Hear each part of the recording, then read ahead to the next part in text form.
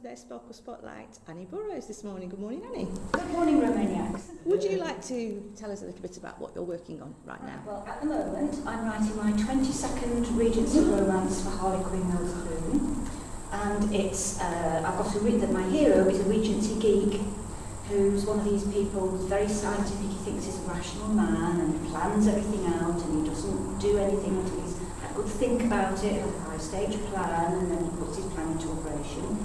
And he thinks if he ever does get married, which he's not very keen on doing really, it'd have to be to an intelligent woman, somebody that will produce intelligent children, because he doesn't want to give up his bachelor freedoms to produce a brood of idiots. And so, of course, I've given him a heroine that blows into his life like a whirlwind and totally, completely turns him upside down, but without trying, just by being herself. So, there we go. Oh, thank you. And what actually started you off in the beginning to want to be a writer? In the beginning, it was all Margaret Thatcher's fault. Because she abolished student loans. And my daughter was going off to university in a couple of years, and we had nothing saved, nothing prepared. So I thought, I know, I'll write a book, make a load of money and fund her through university that way. And both her and my son have now graduated.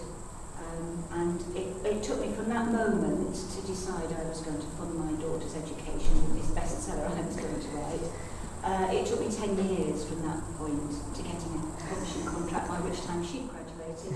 Suddenly graduated. They're both married and moved house. But by then I'd got hooked on the idea of writing once I got started. Couldn't stop, just loved it. Just kept going. Lovely story. And what's your top tip from all the time you've been writing that you can give to somebody today? Just get on with it. Just sit down and do it, because no one method works for everybody. You have to find what works for you. And the only way to do it is to sit down and do it and think, that didn't work, try something else. But the main thing is just sit down and do it. Just get on with it. Because once you've got something on paper or in your laptop, even if it's rubbish, you can work on it. But if you don't get started, you spend too much time thinking and planning and not actually doing it, you've got nothing. Yeah. So just get on with it, don't be afraid to write rubbish, and learn from your mistakes, because that's how I learned. Thank you very much, Annie Burrows. You're welcome.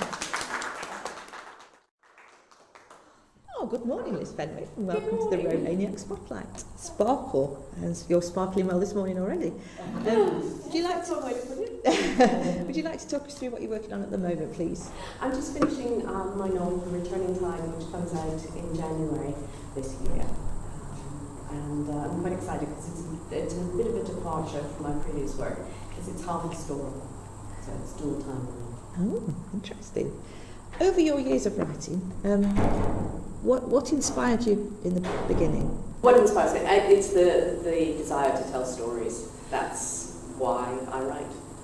Right from the start? Yeah, right from the start. It's that need to communicate and hopefully bring something to people.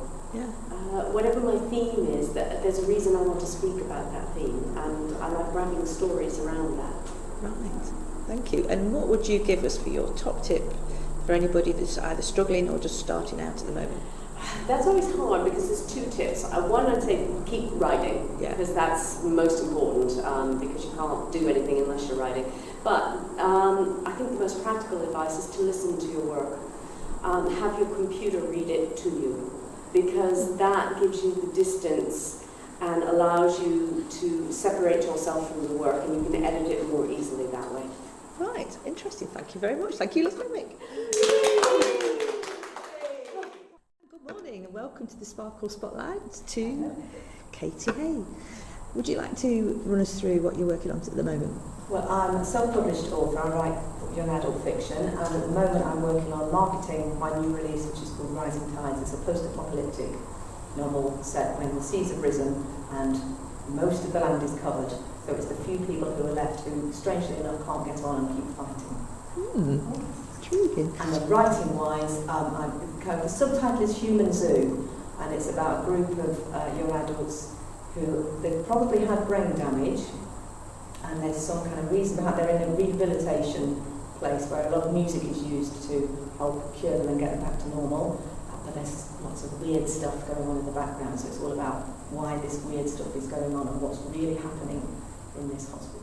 Right. And have you always written weird? What inspired you to write? Was it the weirdness angle? I always think if you're going to make it up, you might as well really Make it weird. make it up. So Yeah. I just go absolutely crazy with, let's have aliens and spaceships and mermaids and dragons. Because why the heck not?